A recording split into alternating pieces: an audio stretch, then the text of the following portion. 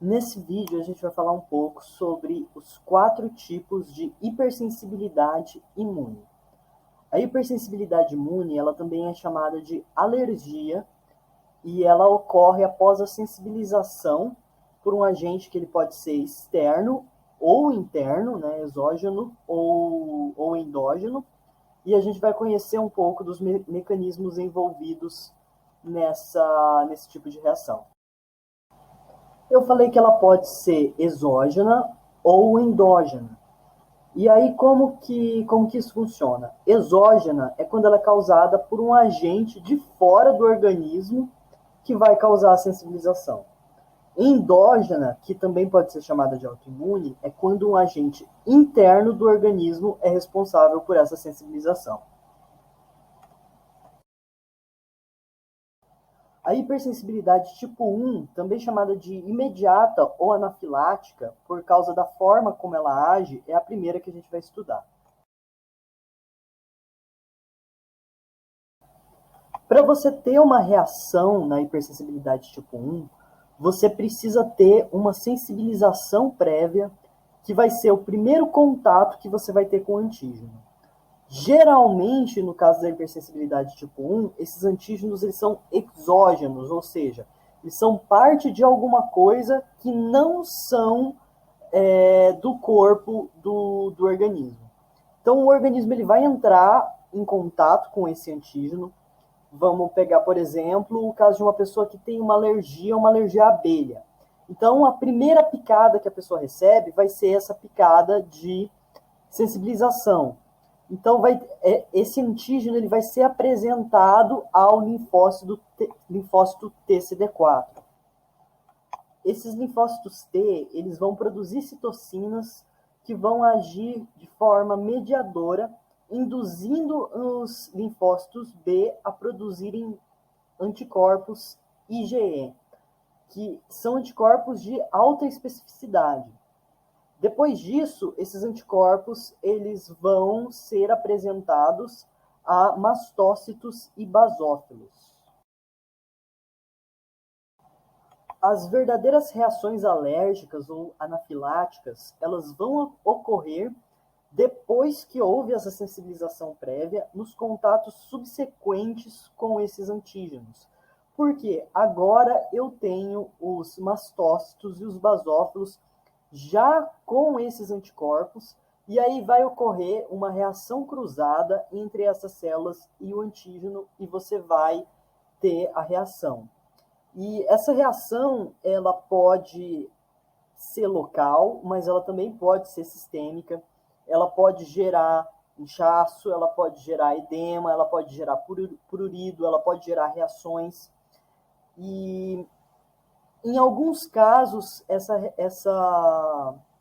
esse mecanismo ele também está envolvido em defesas do nosso corpo, inclusive contra vermes, tá? Nematodos e outros vermes que podem parasitar o homem. A próxima hipersensibilidade que a gente vai estudar é a hipersensibilidade tipo 2. Ela também é conhecida por hipersensibilidade citotóxica e ela é normalmente autoimune.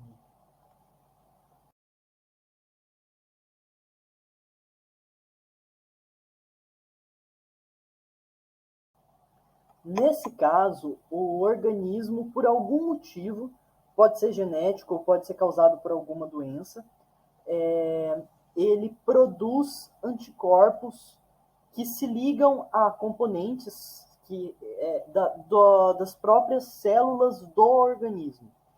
Então, no caso, você vai ter esses anticorpos reconhecendo elementos de célula. Esses anticorpos eles vão se ligar a essas células, né, causando a opsonização, e vão marcar essas células para fagocitose. Em alguns casos, você tem o exemplo de algumas anemias que são causadas por isso, porque o próprio corpo está marcando células para serem fagocitadas.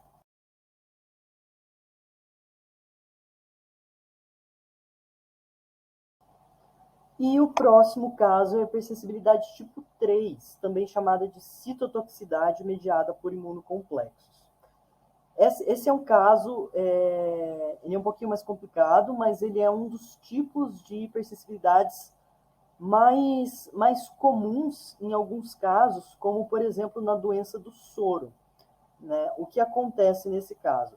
Você tem complexos de anticorpos ligados a outras moléculas que vão se depositar no interior de vasos, frequentemente vasos sanguíneos, e essa deposição desses anticorpos com essas moléculas ou esses fragmentos, podem ser fragmentos de célula também, vão iniciar a inflamação nesses vasos sanguíneos.